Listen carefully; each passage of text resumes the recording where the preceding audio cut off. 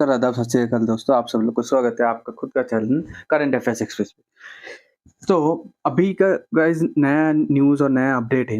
US companies are buying less from China as relation remains tense. इसका मतलब कि US जो कंपनी हो चाइना से बहुत कम सामान खरीदता है। आप सब लोग को पता है कि चाइना दुनिया से सामान नहीं खरीदता, चाइना दुनिया को सामान बेचता है, ठीक है, बना के बेचता है। तो इसीलिए ठीक है, तो चाइना का दो मॉडल है, खुद का कंपनी का सस्ता सामान बनाओ, बना के बेचो दूसरे दूसरे पूरे दुनिया को। नहीं तो दुनिया का अगर कोई कंपनी है जिसका टेक्नोलॉजी के साथ चाइना कम्पीट नहीं कर सकते, तो उसको बोलता है ठीक है, तुम उधर अमेरिका में या कोई भी कंट्री, जर्मनी, फ्रांस, उधर सामान बना के क्या करोगे? उधर तुम्हारा लेबर पे ज़्यादा कॉस्ट, मतलब उन लोग को ज़्यादा पैसा देना पड़ेगा, तुम लोग को, ठीक है? अपना लेबर को ज़्यादा पैसा देना पड़ेगा। तो एक काम करो, इधर आ जाओ, ठीक है? हम लोग की कंट्री पे आ जाओ, हम लोग का सस्ता लेबर है, ज़मीन भी सस्ते में दिला दूँगा, सब कुछ सस्ते में दिला दूँगा, आ जाओ। अगर हम लोग के कंट्री में बनाओ, तो इसमें क्या होगा, वो कंट्री, चाइना उन लोग से कुछ टैक्स वसूल करेगा, ऊपर से अपने कंट्री में जितना भी, मतलब अपने कंट्री पे जब फैक्ट्री लगाएगा, तो अपने कंट्री में इनको, मतलब चाइनीज़ लोगों को, चाइनीज़ वर्कर को जॉब मिलेगा, ठीक है? अब यूएस क्या कर रहा है? यूएस 2 स्ट्रैटेजी से, यूएस चाइना का रिलेशन अच्छा नहीं है, आप सब लोग को पता है,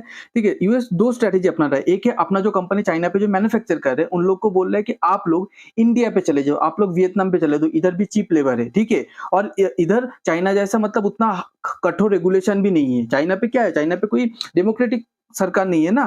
चाइना पे लोकतंत्र नहीं है, चाइना पे मतलब वो सिंगल पार्टी रूल, आप सब लोग को पता है। ये पहला बात। और दूसरा, चाइना जो सस्ते का सामान जो चाइना का कंपनी बनाता है और चाइना से खरीदते हैं उन लोग, वो सामान भी धीरे-धीरे कम कर रहे हैं। कम करके कहाँ से खरीद रहा है? मेक्सिको से खरीद रहा है, वियतनाम से खरीद रहा है, इंडिया से खरीद रहा है, ठीक है?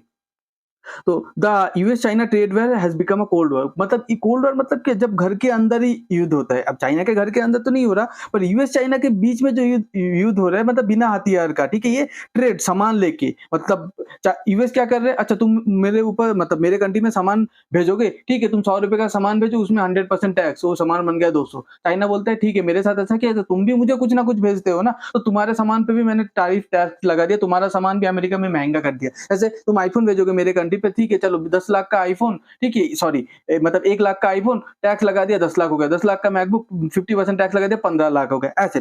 पर चाइना हमेशा डिसएडवांटेज पोजीशन पे, क्योंकि चाइना कम सामान मंगाता है, यूएस ज्यादा सामान मंगाता है चाइना से।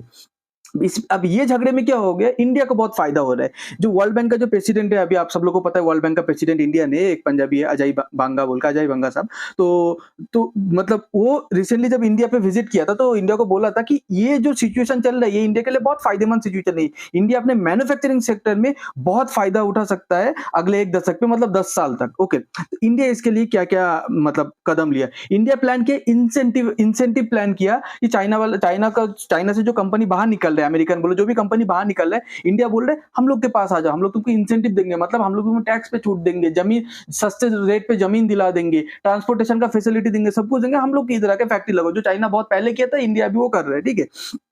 फिर उसके बाद अब सबसे बड़ी बात है कि मतलब जब ये सब चालू हुआ था, सब एक्सपर्ट सोचे थे कि चाइना से कंपनी तो निकलेगा, ठीक है, निकल के इंडिया, वियतनाम, इंडोनेशिया, मतलब ऐसे छोटे छोटे कंट्री, मतलब ऐसे कंट्री पे जाएगा जिधर चीप लेबर है। पर उसका वो जो रेट सोचा था, मान लो उन लोग सोचे थे कि 100 कंपनी पर साल निकलेगा, पर ये उससे ज्यादा उससे ज्यादा जल्दी निकल रहे हैं। मतलब 100 कंपनी, अगर एक्सपर्ट सोचते कि 100 कंपनी चाइना से निकलेगा हर साल, 100 की जगह 200 कंपनी निकल रहे हैं हर साल चाइना से। अब ये कहाँ जा रहे हैं? इंडोनेशिया जा रहे हैं, वियतनाम जा रहे हैं, इंडिया जा रहे हैं। अब इसमें भी एक कैच है।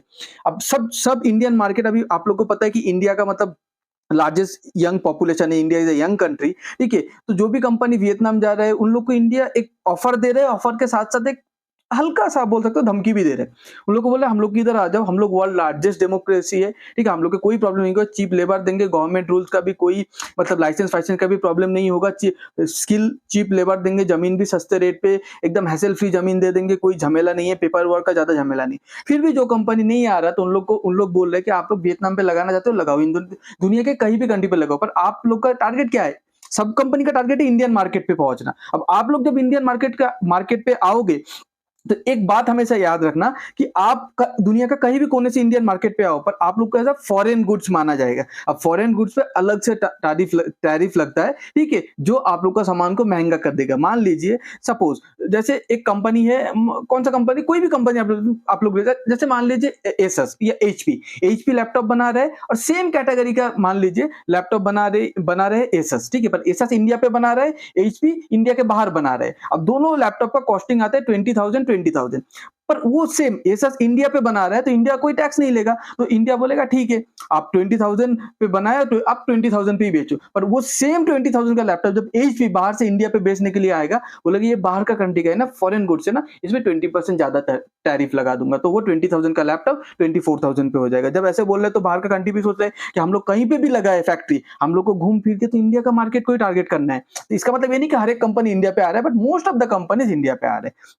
आप लोग को अगर ये कंटेंट अच्छा लगा प्लीज लाइक कीजिए, शेयर कीजिए, सब्सक्राइब कीजिए। आप लोग वीडियो देख रहे हैं पर सब्सक्राइब नहीं कर रहे, लाइक नहीं कर रहे, तो प्लीज लाइक शेयर सब्सक्राइब कीजिए, चैनल को ग्रो होने में मदद कीजिए। आप लोग को बहुत बहुत धन्यवाद, आप लोग का कीमती टाइम चैनल को देने के लिए। Thank you.